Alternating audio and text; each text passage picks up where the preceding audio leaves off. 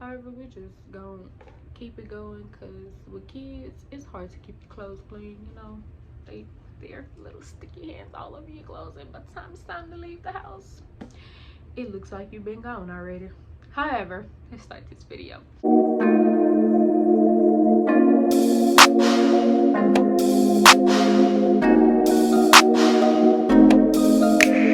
Hi guys, Taylar Madee here, and welcome to TM Avenue. And today's Motherhood Monday, so I will be giving you guys a recap of my pregnancy. It was my first pregnancy, so I kept a pregnancy journal. It says strength and dignity, Proverbs 31 and 25. Okay, so my due date was January 2021, January 11th, 2021 to be exact. And I actually had her December 30th, 2020. So she came early, gender female, of course. Her name, Daylin Jace Banks, and I actually wrote a cute message here for her. And the first time I recorded this video, I actually read it to her. So I'm gonna put that clip in here because I don't have all the clips from that video, but I do have the beginning, so I won't have to read all it. And I have a little message for her here. We named the Daylin Jace because it's a beautiful name. Come on. Yeah, I thought she was gonna corroborate, but I guess not. Okay, let mommy read this to you. We named the Daylin Jace because it's a beautiful name for a beautiful little girl. You have the same initials as your dad, and maybe more siblings to come. I have siblings to come on here. The meaning of your name is child of God. When I type her name in on Google just to see if it had like a meaning, it said child of God. So you're a child of God, and you are created by God for a special purpose. Okay, so moving along to how it all started. Okay, so I found out at like 4 to 5 weeks, which is the earliest you can find out. But I missed my period, of course, so that's why I took a pregnancy test. I took actually at several at-home pregnancy tests, and then I went into my primary care doctor, and she took a blood pregnancy test, and yeah, they just confirmed that I was actually pregnant when she did the blood test. I don't know why we ended up doing a blood pregnancy test at the primary care doctor, but yes, that confirmed that I was pregnant. I have on here What to Expect app. The What to Expect app was great. Like, it was like a virtual pregnancy assistant. Like, it was great. Month to month, telling you what to expect. It was great. And also I used the P tracker, which is the period tracker I was actually using at the moment. And once you let the app know that you're pregnant, it turns to pregnancy mode. So it also tells you things to expect now being pregnant. So moving along to my first trimester. At the beginning of the first trimester, I did not have any symptoms. Like I said, nothing but a missed period. It was, of course, like early along, so I probably wouldn't have experienced anything anyway besides the missed period. So at about 6 to 7 weeks, which was like a week or two later, I started having symptoms. Morning sickness kicked in big time. Actually, let me rephrase that to all day sickness. It lasted all day. Like, I was in bed all day. It was horrible. I didn't want to do anything. All I was doing was throwing up. I couldn't eat. And at one point, it got to where I was just throwing up yellow fluid, which is stomach acid, because I couldn't keep anything down, so it was nothing in my stomach to throw up. And Yeah, so it was like a yellowy fluid, and it's actually called stomach acid. um so yes, I had the nausea, vomiting, I was dehydrated because I wasn't able to keep anything down, not even fluids. Like, I didn't want to drink anything either. I could not stand water, so I could not drink anything either. um I had I have one here. Increased urination. Is I was urinating a lot, so that did not help out with the dehydration. Food cravings. I actually lost my appetite, of course, and lost weight, ton of weight, a ton of weight. Um, so at the end of that 7 week, I ended up going to the emergency room because I could not take it anymore. It was unbearable. Like I said, I wasn't able to keep anything down, and that just wasn't right. So I went to the emergency room. They ended up diagnosing me with severe dehydration. They treated me with fluids through the IV. They gave me promethazine. They told me I can't take Dramamine over the counter as a substitute for the promethazine because the promethazine make you extremely tired. So I would only take it at night or when I know I can take a nap, because it just makes you sleepy. It didn't really help me with the nausea. So, and being able to stay up to deal with it, it just put me to sleep.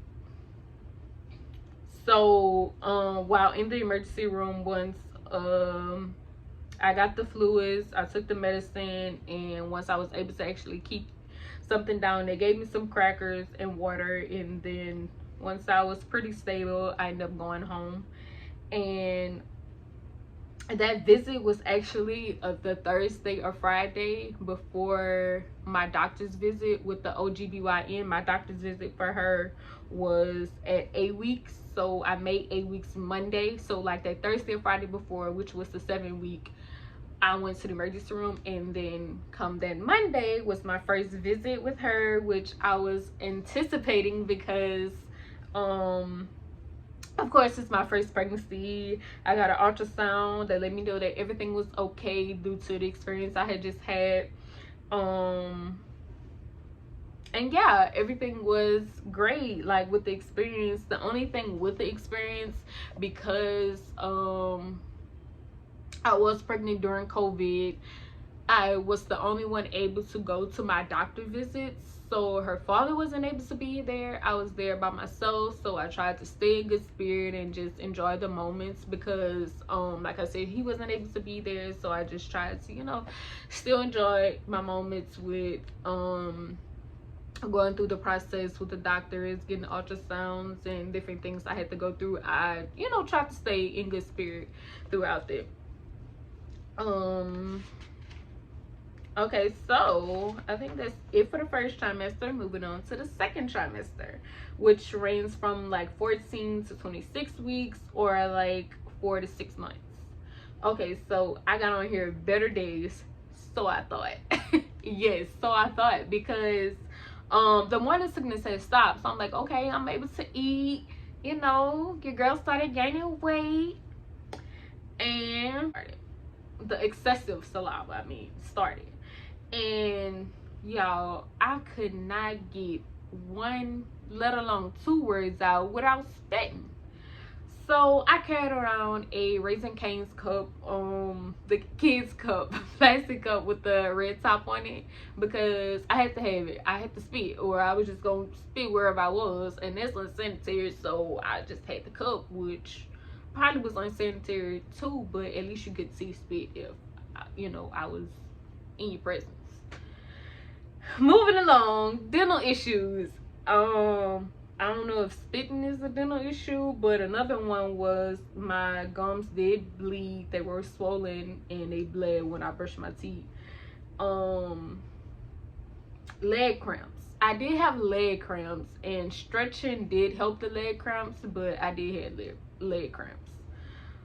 Skin changes. My face did darken, and I had this dark line going straight down my belly, which I still have. It's kind of fading away. I'm putting cocoa butter on it, so hopefully it eventually disappears.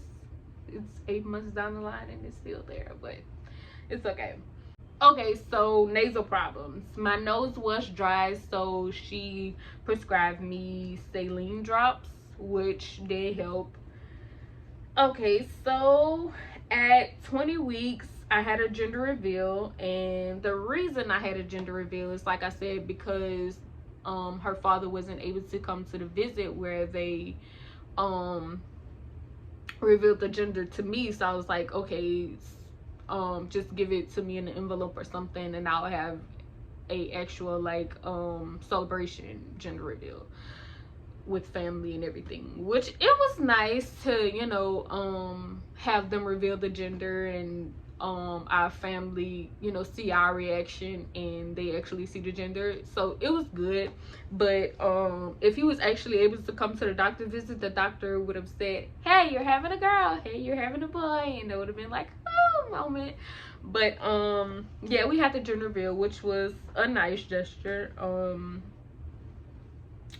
I don't think I actually post the clip of my gender reveal. I'll post it here just so you guys can see what it was like. I know you, loved you from the start. I know you, loved you from the start. I know you, loved you from the start. Roses of red, violets of blue, and I'm meant to go for you. I'm meant to go for you. I'm meant to. Okay, so moving along to the 24th week, which was the glucose test. The glucose test checks for gestational diabetes. It detects higher than normal glucose levels that can possibly indicate gestational diabetes. So my first test was abnormal. So I had to take a second test, which the second test is longer than the first test. The second test, you have to get blood drawn 3 times, and versus the first one, you just get blood drawn once. But because mine was abnormal the first time, I had to take a second one, and that's when they diagnosed me with gestational diabetes. So I was on a strict diet, and I also had to check my sugar 4 times a day. My fingertips were numb. Okay, so moving on to the third trimester, which ranges from like 27 to 40 weeks, or like 7 to 9 months. I started taking insulin at 30 weeks. When I first was diagnosed, I didn't have to take insulin. Like I said, I was on a strict diet and just was told to check my sugar just to make sure it was where it needed to be. But once I got to 30 weeks, like, you know, in the third trimester, I had to take insulin because my levels were just, you know, extremely abnormal at that point, and the diet wasn't helping it.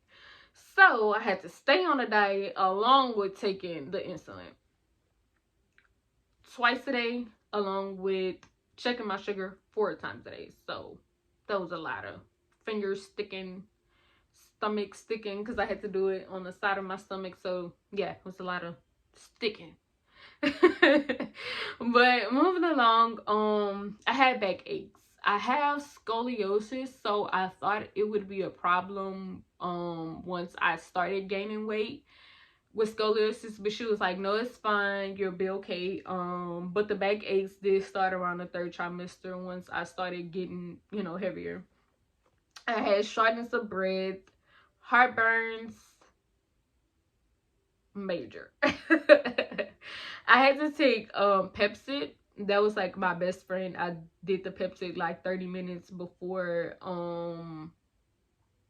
I ate, and it helped out just so I can be able to eat the food, digest it well, so I won't have any, you know, hiccups with throwing up.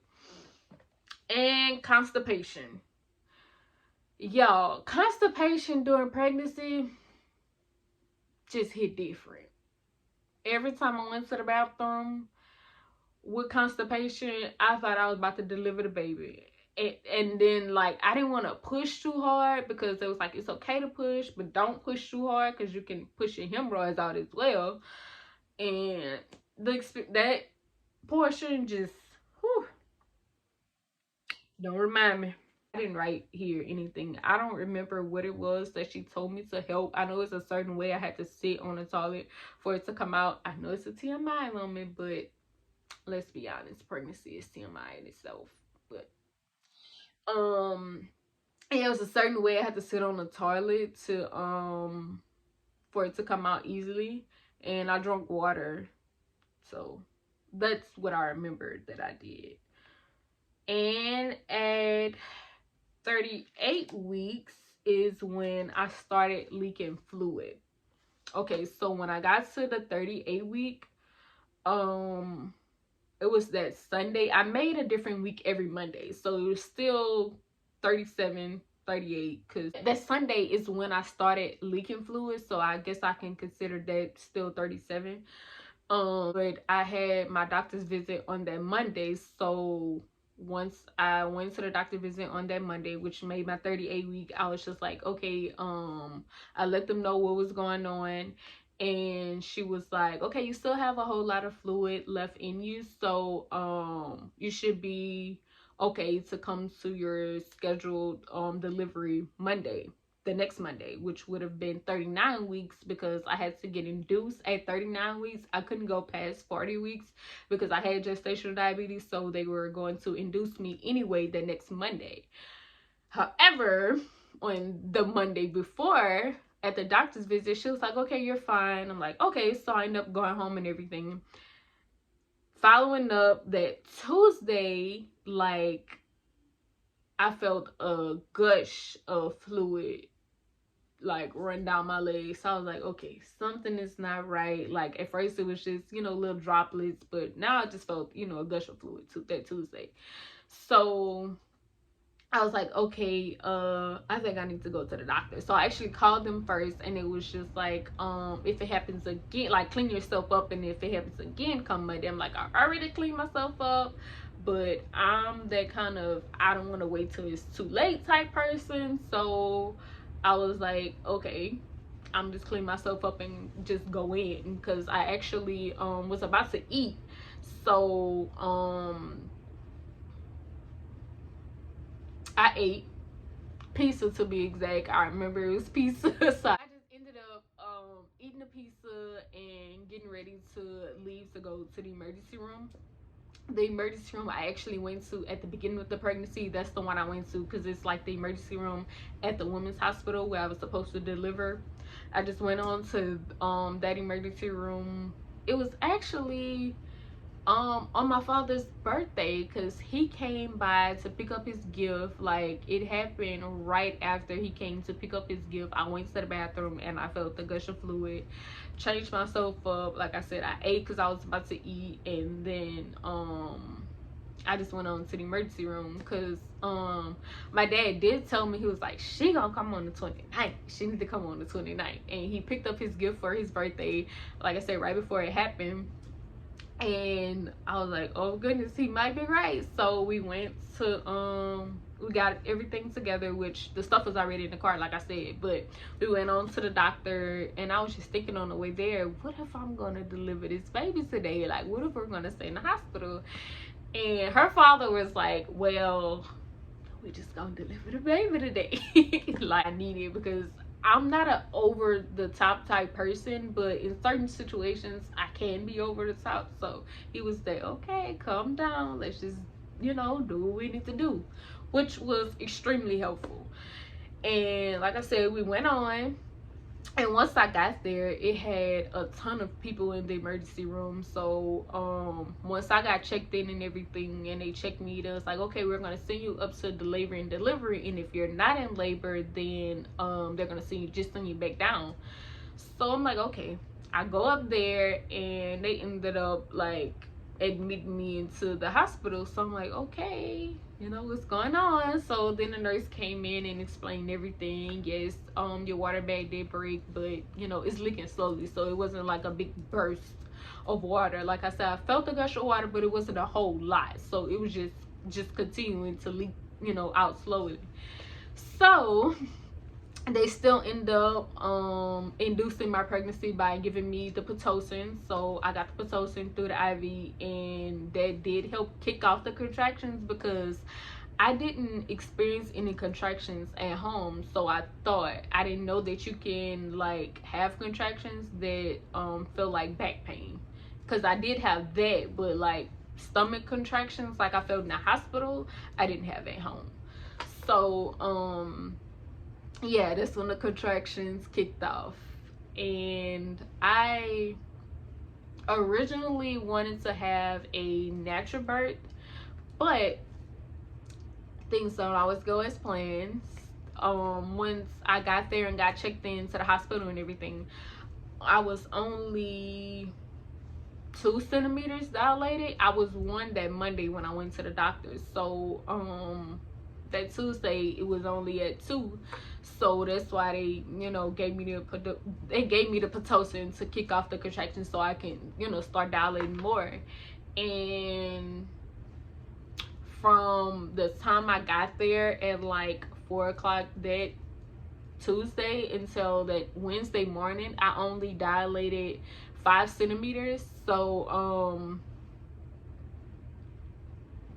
by like 3 o'clock that next day is when it was like, okay, you're still at like 5.5, 6 centimeters, so we're gonna have to get you the epidural so you can relax and you can start dilating so we can get this baby out of here.